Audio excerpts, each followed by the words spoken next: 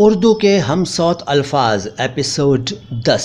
हमसौत यानी कि होमोफोन्स यानी कि समश्रुति भिन्नार्थक शब्द। आज की पहली जोड़ी है हामी और हामी। पहले वाले हामी का अर्थ है हिमायत करने वाला यानी समर्थन करने वाला, मतलब समर्थक। और दूसरा वाला हामी वादा कर लेना, हामी भर लेना। पहले वाले का सेंटेंस हो सकता है मैं आपका हामी हूँ यानी मैं आपका समर्थक हूँ। और दूसरे वाले का एग्जाम्पल मैंने हामी तो भर ली लेकिन मैं सोचता रहा कि उसकी मदद कैसे करूँगा। ये एक एग्जाम्पल था। इसके बाद चारा और चारा। पहले वाला चारा जो है वो दरअसल चाराह लिखा जाता है लेकिन कहते हैं चारा। इसका मतलब है तदबीर, जैसे चाराजोई, बेचारा वगैरह।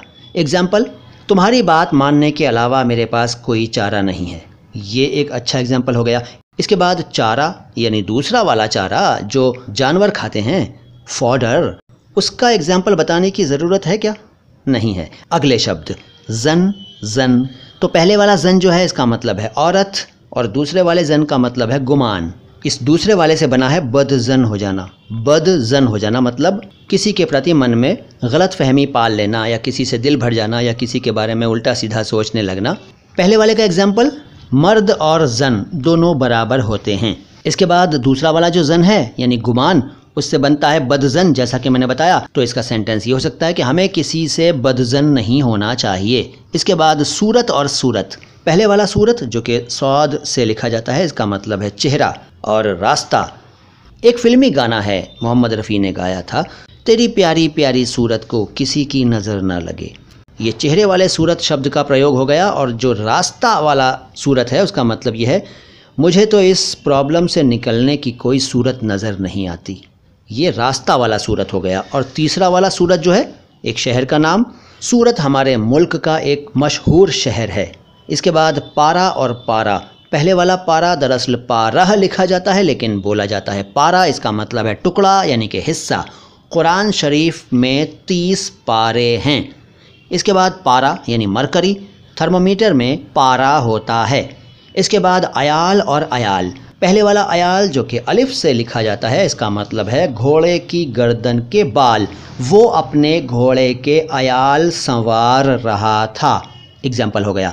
इसके बाद अयाल जो कि ऐन से है यानी कि ऐन से है अयाल, लेकिन आप इसको भी अयाल कहिए। फैमिली मेम्बर्स इसका मतलब है। तुम्हारे अयाल कैसे हैं यानी तुम्हारे फैमिली मेम्बर्स कैसे हैं, ठीक है ना। ये एक एग्जाम्पल हो गया। इसके बाद कसरत और कसरत। पहले वाला कसरत जिसमें सीन अक्षर आता है, इसका मतलब है वर्जिश।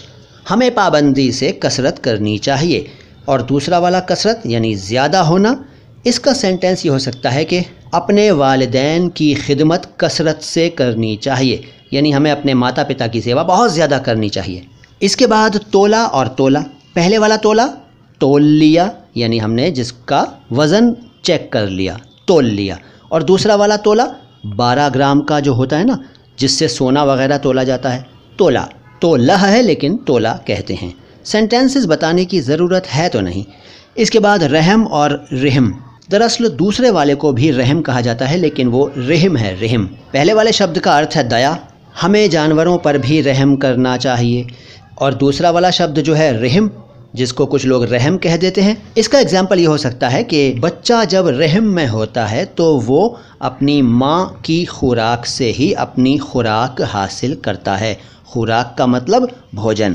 तो दोस्तों ये वीडियो कैसा लगा ये ज़रूर बताइए। और अगर आपने इस सीरीज़ के पिछले वीडियोज़ नहीं देखे हैं तो ज़रूर देखिए और अगले वीडियोज़ भी ज़रूर देखिएगा। मेरा नाम तो आप जानते ही हैं, मोइन शमसी नाम है मेरा। और ये चैनल है अल्फाज, आवाज़, अंदाज़। हमारे 2 चैनल्स और हैं, नो बकवास बातें ख़ास, जिस पर आजकल हिंदी की व्याकरण की सीरीज़ चल रही है, और my Hindi my Urdu channel तो है ही।